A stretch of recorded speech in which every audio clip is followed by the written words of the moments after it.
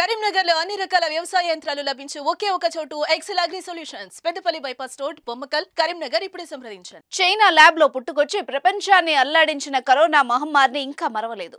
Covid పెట్టించిన కన్నీళ్ల తడి ఇంకా ఆరనేలేదు. ఆ అనుభవాలు విషాద ఘటనలు ఇంకా కళ్ల ముందే కదులుతున్నాయి. ఇంతలోనే డ్రాగన్ కంట్రీ నుంచి మరో వ్యాధి విజృంభిస్తోంది. చాప కింద నీరులా పాకుతూ ప్రపంచం వైపు దూసుకొస్తోంది. అదే కోరింత దగ్గు. చైనాలో కోరింత దగ్గు కేసులు అంతకంతకు పెరిగి మరణాలు కూడా సంభవించడం ప్రపంచ దేశాలన్నీ వణికుతున్నాయి. ఇంతకీ ఏంటి కోరింత దగ్గు? దాని లక్షణాలేంటి? చైనాలో ఎన్ని కేసులున్నాయి?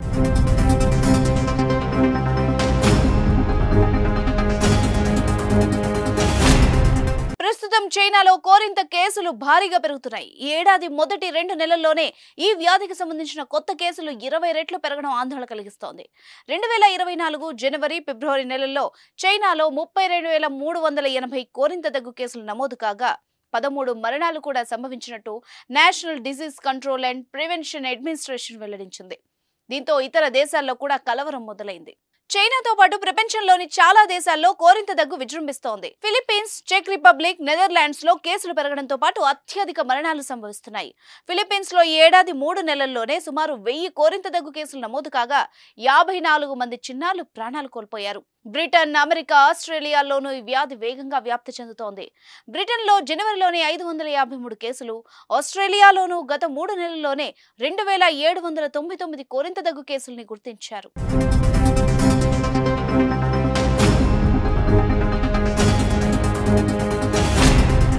కోరింత దగ్గు, దీన్నే హూపింగ్ దగ్గు అని కూడా అంటారు. బోర్డిటెల్లా పెర్టూసిస్ అనే బ్యాక్టీరియా కారణంగా ఈ కోరింత దగ్గు సోకుతుంది. గాలి ద్వారా ఇతరులకు ఈ కోరింత దగ్గు వ్యాప్తి చెందుతుంది. ప్రధానంగా కోరింత దగ్గు చిన్న పిల్లలపై ఎక్కువగా ఎఫెక్ట్ చూపించడం మరింత భయపెడుతోంది. ముందుగా జలుబు లక్షణాలతో ప్రారంభమై జ్వరం, విపరీతమైన దగ్గు ఉంటాయి. ఈ లక్షణాలు కనిష్టంగా 6 నుంచి 8 వారాల పాటు, గరిష్టంగా 12 వారాల వరకు ఉంటాయి. అందుకే దీన్ని 100 రోజుల దగ్గు అని కూడా పిలుస్తారు. తుమ్ములు, మాట్లాడడం ద్వారా కూడా సంక్రమిస్తుంది. రోగ నిరోధక వ్యవస్థ అభివృద్ధి చెందని శిశువుల్లో, చిన్న పిల్లల్లో ఇది అత్యంత ప్రమాదకరం. ఊపిరి పీల్చే సమయంలో హూప్ అనే శబ్దం వస్తుంది.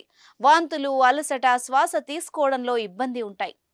ఈ కోరింత దగ్గు అన్ని వయసుల వాళ్ళకి సోకినప్పటికీ చిన్న పిల్లల్లో మాత్రం తీవ్ర ప్రభావం చూపిస్తుందని వైద్యులు హెచ్చరిస్తున్నారు. ఈ కోరింత దగ్గు కారణంగా శ్వాస తీసుకోవడం కష్టమై పిల్లలు ప్రాణాలు వదులుతున్నారు. చిన్న పిల్లల్లో ఈ వ్యాధి సోకినట్టయితే వెంటనే వైద్యుడిని సంప్రదించాలి. లేకుంటే వారి శ్వాసకోశాల మీద తీవ్ర ప్రభావం చూపించే అవకాశం ఉంది. దీనికి టీకా అనేది ఒక ప్రాథమిక నివారణ చర్య. దీంతో పాటు చికిత్సలో సాధారణంగా యాంటీబయాటిక్స్ ఉంటాయి. రోగ నిరోధక శక్తి తక్కువగా ఉన్న కారణంగా ఇది సంక్రమించవచ్చు.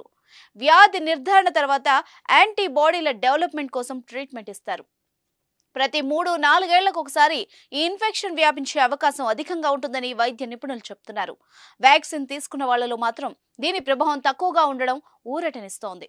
ఇక కోరింత దగ్గు విజృంభణతో దేశాలన్నీ అప్రమత్తంగా ఉండాలని WHO హెచ్చరికలు జారీ చేసింది.